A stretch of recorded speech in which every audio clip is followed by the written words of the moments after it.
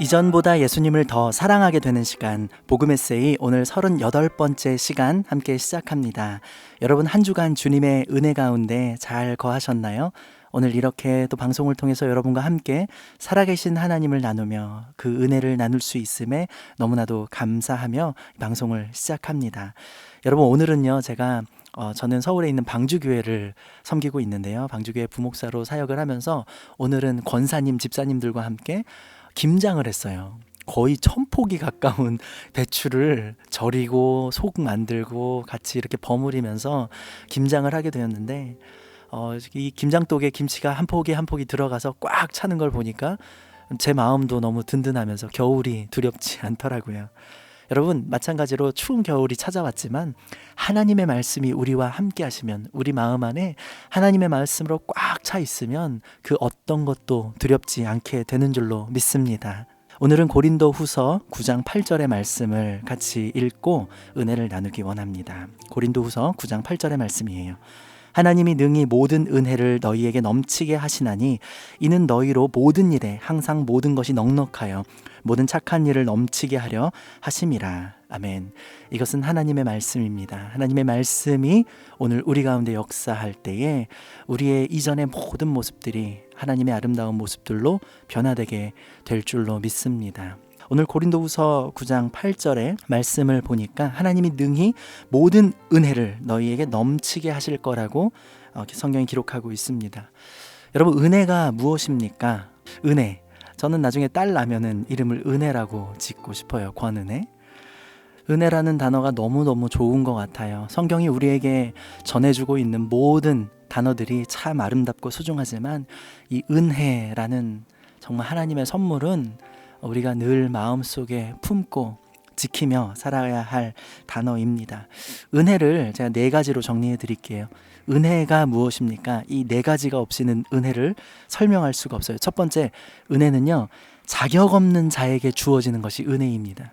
받을 만한 조건이 되고 받을 만한 자격이 있는 사람에게 주어지는 것을 은혜라고 말하지 않고요. 언제나 받을 만한 자격이 없는 자에게. 두 번째, 대가를 바라지 않고 이것을 통해서 내가 뭔가를 해야 되거나 무엇인가를 대가를 지불해야 된다면 그것은 은혜가 아니겠죠. 자격 없는 자에게 대가를 바라지 않고. 세 번째, 지속적으로 주어지는, 끊어지는 것이 아니라요, 끊임없이 우리에게 부어지는 마지막 선물이죠. 이것이 바로 하나님의 은혜입니다. 여러분 모든 것이 주님의 은혜임을 여러분 기억하시고 또 고백할 수 있는 우리가 되었으면 좋겠어요. 이 모든 것이 하나님의 은혜입니다. 우리가 갖고 있는 것들 중에요, 여러분 인생에 품고 있는 것들 중에 단 하나도 하나님으로부터 받지 않은 것이 없어요. 우리가 스스로 만들어낸 것이 없고 우리의 힘과 노력으로 얻은 것이 없습니다. 하나님께 받지 않은 것이 없다는 사실, 이것이 은혜겠죠.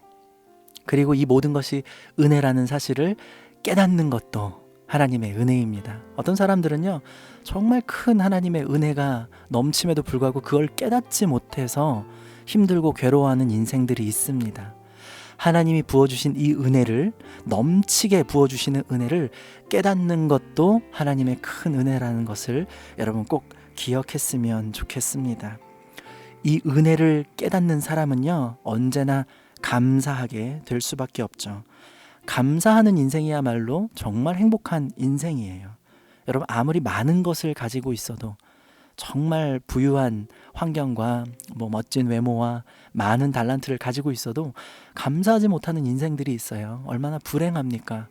하지만 가진 것이 남들보다 조금 넉넉치 않아 보여도, 혹은 환경과 형편이 처한 여건이 조금 불편해 보이는 것처럼 보여도 그 입술에 감사를 고백하는 인생은 그야말로 정말 행복한 인생일 것입니다. 그리고 이런 사람들이야말로 세상에 나아가서 정말로 선하고 아름다운 영향력을 끼칠 수 있는 사람들이 되는 것이죠.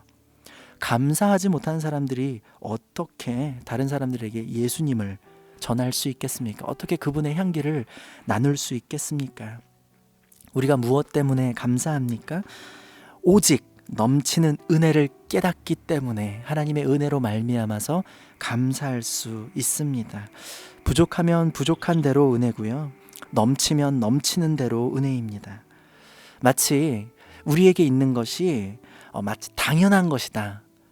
모든 것이 그냥 내 인생에 당연한 것처럼 느끼는 사람들은요, 모든 것이 불평이고 불만입니다. 다시 말해서 당연하지 않은 것들인데 마치 나에게 원래 있어야 하는 것들처럼 당연하게 여기는 사람들은 없는 것에 자꾸 집중하게 되고 부족한 것에 집중하면서 불만과 불평을 날마다 이야기하는 사람이 되죠. 하지만 반대로 당연하게 느껴지는 것이죠. 사실은 우리가 숨쉬고 있는 이 공기도 너무나도 당연한 것처럼 느껴지지만 이 모든 것들이, 우리에게 주어진 모든 삶이 당연한 것이 아니다.